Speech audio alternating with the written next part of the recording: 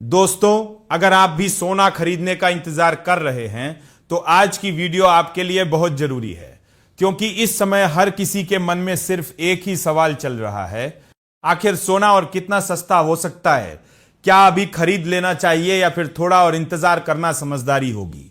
और सबसे बड़ी बात, एक्सपर्ट आखिर क्या कह रहे हैं? क्या अभी भी सोने में बड़ी गिरावट बाकी है या अब नीचे जाने की गुंजाइश लगभग खत्म हो चुकी है? चलिए आसान भाषा में पूरी कहानी समझते हैं। सबसे पहले अगर मौजूदा बाजार की बात करें तो आपने भी देखा होगा कि पिछले कुछ समय से सोने की कीमतों में लगातार नरमी बनी हुई है। इसकी वजह सिर्फ भारत का बाजार नहीं है, बल्कि दुनिया भर से आ रहे कई नकारात्मक संकेत भी हैं, जिनका असर सीधे सोने की कीमतों पर दिखाई दे रहा है। अब जरा एक बात पर ध्यान दीजिए। इसी साल जनवरी में सोना अपने रिकॉर्ड हाई के आसपास पहुंच गया था। उस समय ऐसा लग रहा था कि शायद सोना लगातार नई ऊंचाइयां बनाता रहेगा, लेकिन उसके बाद जो गिरावट शुरू हुई उसने कई निवेशकों को चौंका दिया। आज हालात ऐसे हैं कि घरेलू बाजार में सोने की कीमतें अपने रिकॉर्ड हाई से 20% से ज्यादा नीचे आ चुकी है।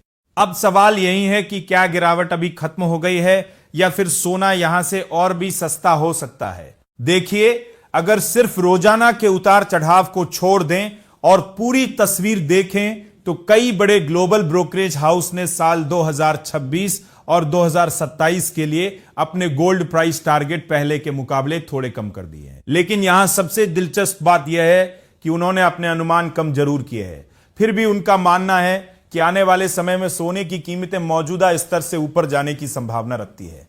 यानी एक्सपर्ट पूरी तरह निराश नहीं है। उनका कहना है कि फिलहाल बाजार में कमजोरी जरूर दिख रही है, लेकिन लंबी अवधि की तस्वीर अभी भी सकारात्मक बनी हुई है। अब बात करते हैं भारत के बाजार की। घरेलू बाजार के जानकार भी लगभग यही राय दे रहे हैं। उनका मानना है कि मौजूदा स्तरों से सोने में बहुत बड़ी गिरावट की संभावना फिलहाल नजर नहीं आ रही। अब आप सोच रहे होंगे कि आखिर एक्सपर्ट किस आधार पर ऐसा कह रहे हैं, तो आइए इसे भी समझ लेते हैं। All India Gem and Jewellery Domestic Council के वाइस चेयरमैन अविनाश गुप्ता का कहना है कि सोने की कीमतें इस समय अपने निचले स्तरों के काफी करीब पहुंच चुकी हैं। अगर आने वाले दिनों में कोई बड़ी नकारात्मक खबर भी आती है, तब भी सोने में अधिकतम करीब 5% तक की और गिरावट देखने को मिल सकती है। यानी उनके मुताबिक यहां से बहुत बड़ी मंदी की उम्मीद फिलहाल नहीं है। उन्होंने एक और दिलचस्प बात कही। उनका कहना है कि जैसे जैसे सोने की कीमतों में नरमी आई है, वैसे वैसे बाजार में खरीदारी भी बढ़ने लगी है। यानी लोग कम कीमतों का फायदा उठाकर सोना खरीद रहे, और जब मांग बढ़ती है तो कीमतों पर नीचे की तरफ ज्यादा दबाव बनना मुश्किल हो जाता है। इतना ही नहीं, उनका मानना है कि करीब 1,35,000 रुपए प्रति 10 ग्राम का स्तर सोने के लिए एक मजबूत आधार बन सकता है। यानी मौजूदा हालात को देखते हुए कीमतों के इसके नीचे जाने की संभावना फिलहाल काफी कम दिखाई दे रही है। लेकिन दोस्तों, अब बात करते हैं उस रिपोर्ट की जिस पर पूरी दुनिया की नजर रहती है।